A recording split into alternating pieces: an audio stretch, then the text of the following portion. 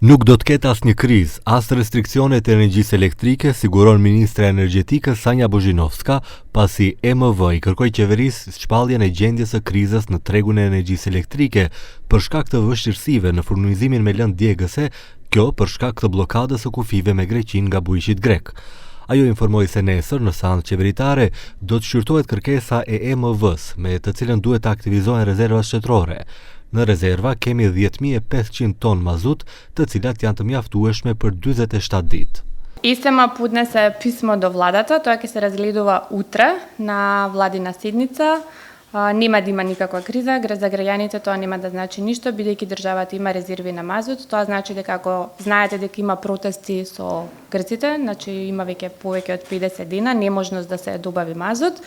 Тоа значи дека државните резерви ќе ги snabdat isema со mazut. Protest të bujqve grek ka edhe këtë pasdite, por Bozhinovska thotë se paralajmërimet janë se pikat kufitare me Greqinë do të jenë të kalueshme për festa.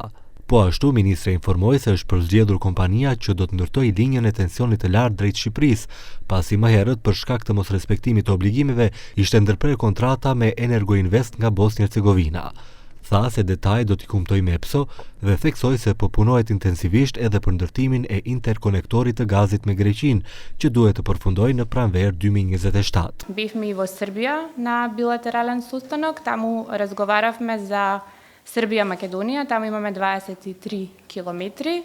Заедно ќе настапиме, ќе видиме за финансирање за Светската банка. Очекуваме исто така до крај на 2027 година да биде завршено, што значи дека Македонија ќе биде сериозна, односно ќе се транзитира Грција, Македонија, Србија газ. Bozhinovska informoi se plani vjetor për vitin 2025 parashet ndërtimin e objekteve energjetike me fuqi totale prej 1265 MW, investime rreth 1.4 miliardë euro.